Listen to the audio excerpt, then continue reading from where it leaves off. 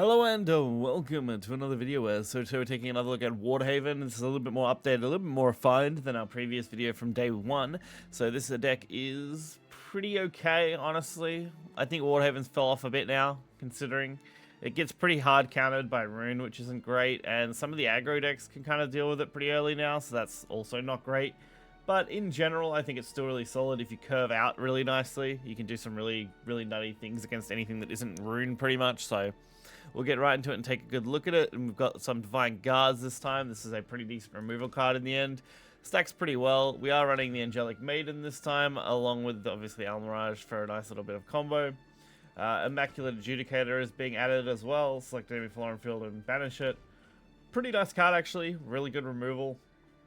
Could even probably run it at 3 if you messed with some numbers. And we've added a Seraph for our top end. Otherwise the rest is pretty much the same. We are running more Grimnir this time and a little more Draw in Sanctuary, which is exactly kind of what I said we needed to do, was run more, so we have more draw. So we'll get right into it and take a look. So first up here, we're taking a look at Aggro Abyss. So Aggro Abyss has been rising up pretty hard. It's a pretty popular deck. I think it's actually the deck I will have a video on for tomorrow, as I've been running that deck as well, and it is doing quite well. So we start off with not a lot here. The only way you can really outplay Aggro Abyss is to just get as many wards to the board as early as possible and mitigate as much damage as possible. It's kind of the only way you can kind of counter them. And that's still not a guarantee. If they just draw correctly, you can get pretty screwed over. There are a couple of different variations on Aggro Abyss too. This is just one of them. So we end up getting water, which is kind of what we want here. So Grimnir into water is going to be at least pretty good. It's just hard to deal with early, especially when they start trading off and doing damage. You can see how much damage they can kind of get going early. We just got kind of lucky they didn't have anything bigger, and they weren't on the Evo turn. Look, if you go first against them, it can be a lot harder to win than going second against Aggro Abyss. But we do pretty alright here. Water gets to come down for our heal, of course, and does clear most of the board. It will force them into having to trade off here, since typically they don't have a lot of removal, so they have to invest pretty heavily into removing cards. And we're pretty much set now. The second water is really going to like lock them out from being able to do too much now. Being back up at 19 health this late into the game should hopefully be enough to have stalled them. And we have a pretty much free Wilbert play. So Wilbert can come down, we can Eva, we can clear the 5-5, and then we can just wait for the Aether turn next turn. Like I could have probably tried to go for the Wilbert earlier, but hey, it's fine. Getting the heal I think was more important last time. And this doesn't even full clear, at least not on its own, which is good. So we'll get to have Aether come down. We'll get the Super Evo on it. We'll clean up pretty nicely here, and really we're just kind of set from here. Like I said, it's really hard for them to remove high stats, and that's why we do see them concede after the other play. If you can lock down like that, you can win pretty much every Aggro Abyss matchup. Next up, we have Portalcraft. We're starting off with a really high curve, which isn't exactly what you want to see with this deck. It is an artifact variant, since we are seeing artifacts early. I think puppets are probably a little more oppressive at the moment than artifacts. But we really are just kind of sitting here with not a lot to do, which isn't great. We drew really high, and we are kind of just holding play point, so we can potentially go for the Wilbert on turn 5. Or even something else if we have to early, but now we can finally drop the Grimnir, since we are on turn 3. Again, this is not great, because it's relatively slow right now. Like, if this was against Aggro Abyss, we would have been pretty screwed early on. Although I think the waters would have made up for it, so maybe not. Damn, we just see way more of these coming down now. Artifacts everywhere. But at least they do double trade into that. Takes a fair bit of damage on them. I probably should have evoed and cleared the 2-2 so they couldn't use it, but either evo on these wouldn't have been great. But at least we would have potentially, you know, mitigated a fair bit. And now we have water that can come down. With an evo, this does full clear.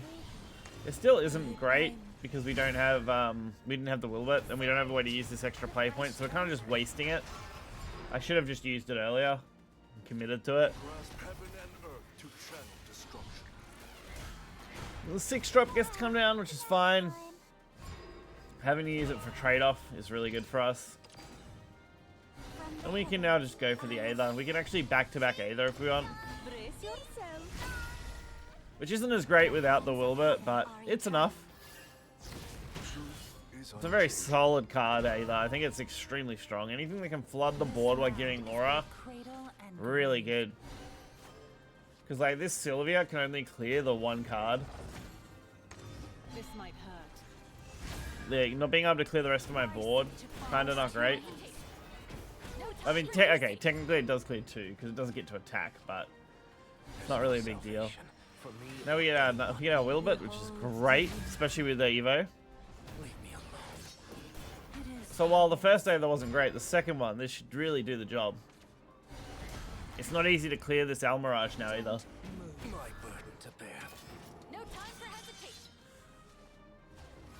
And we're looking at a pretty good board as well.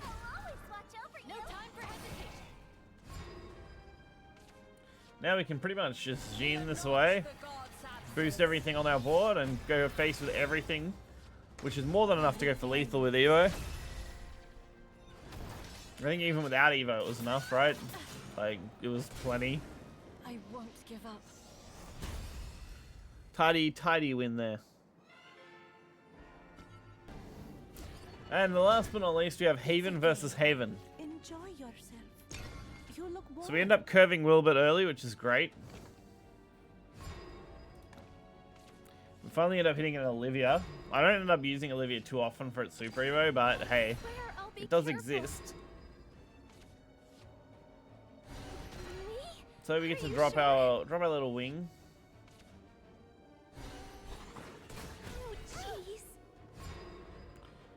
We're not really doing too much here. Are you sure?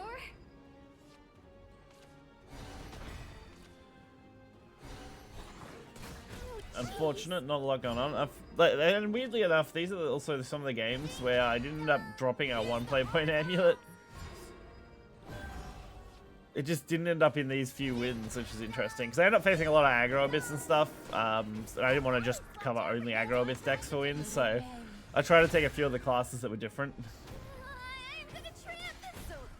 But this really wasn't a great start here. We're kind of forced into the water Evo play. But at least that does get us to our Wilbert play next. But this is more of a hybrid Haven deck. I do plan on doing a video on this variant as well. Hybrid Haven is reasonably popular as well, just because it has a little bit more aggression for the early game. And it does include, obviously, more Storm, which can let you get lethal easier. So the Wilbert's pretty sticky. The Olivia gets to come down. It's not going to full clear because the Wilbert's obviously pretty good. But it is going to cause me some issues, so maybe just Unholy Vesseling is the play. We'll see. We'll see what we end up with. Since we're not really losing too much if we wanted to Vessel, although we could also just Olivia. Olivia plus Almirage does let us clear, I think.